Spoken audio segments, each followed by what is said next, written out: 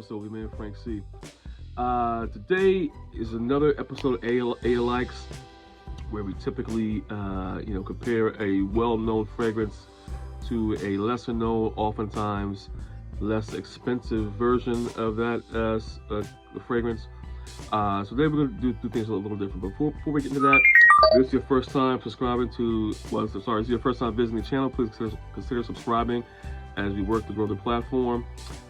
Please can you like, share, support to all my subscribers and supporters. I appreciate it very much. Thank you for your support.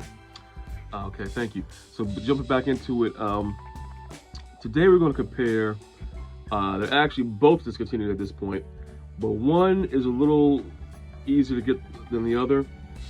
And we're talking about from the house of Mugler, and the scents we're talking about, of course, there's the original Mugler Cologne, which you can see this bottle is almost done.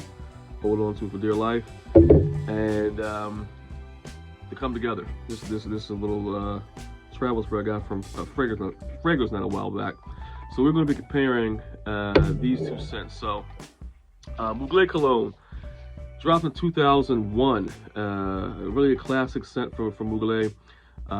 It's a really soapy citrus scent.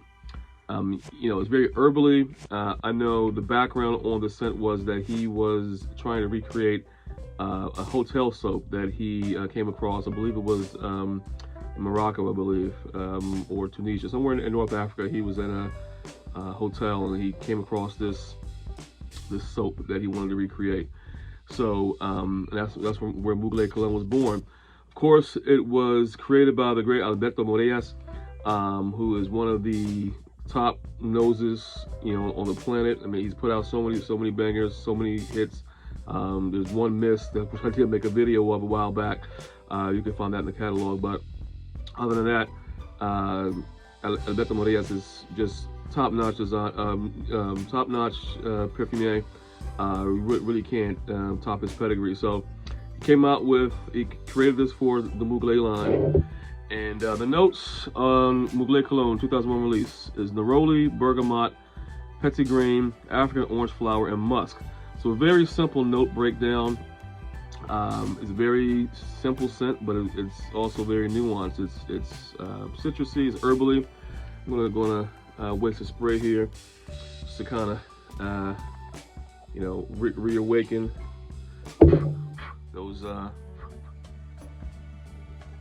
Okay, yep, soapy, very herbally, just a very nice scent. Green, very green. You got that petitgrain in there, the neroli. We have bergamot, very, very green.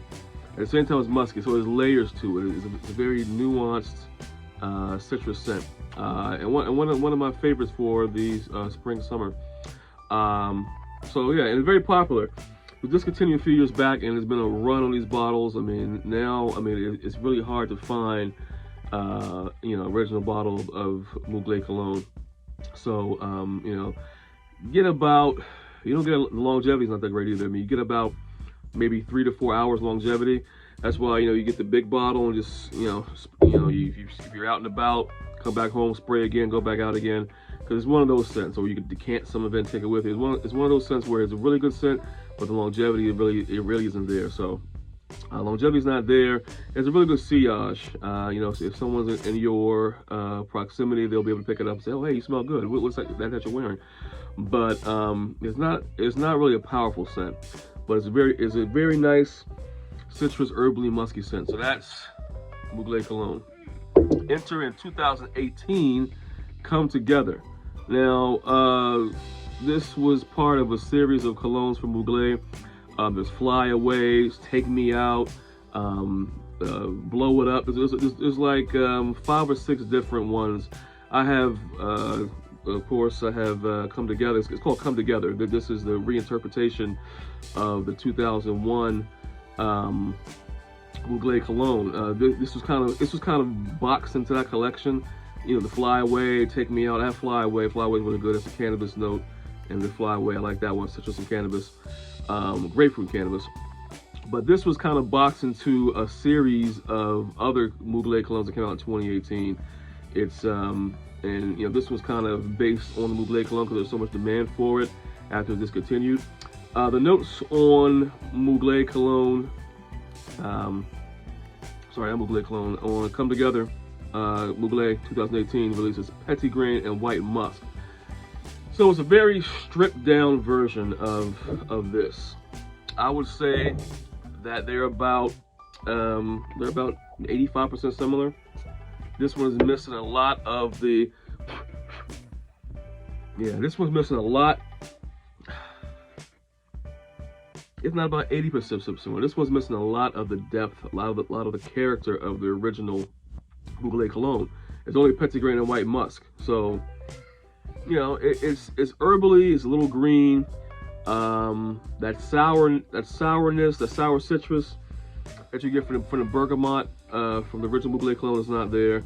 That muskiness is not there. So it's really a stripped down version of it. So it's like a shell, the former Mugler Cologne. And like I say, it's about 80% similar, but it's just not as good as the original. If you want to have that same scent profile, you're really pressed to get it. I would say it's worth getting. But there are other, like you have Adolfo Dominguez. You have Cologne Intensa from Acqua di Parma. There are other citrus, musky herbally scents that do it better than this, and it might be a better price point too. But it's not bad. Like I said, about 80% there. And if you want to get a Mugler Cologne that's close to the Mugler Cologne, I think Come Together would be worth getting it if you get it for a good number. Like the numbers are all over the place right now. Because this one's, like I said, this one has been discontinued also. So both of them are discontinued since. One is harder to get than the other. And if it really came down to it, Come Together would be a good fill-in for Mugler Cologne. But if you can't get the Mugler Cologne at an affordable price, which that one's all over the place also, I would say probably go for the original and kind of covet that because like I said, it's discontinuing. There's been a huge run on these bottles. So, thanks for familiar. That's all I have. Until next time, take care.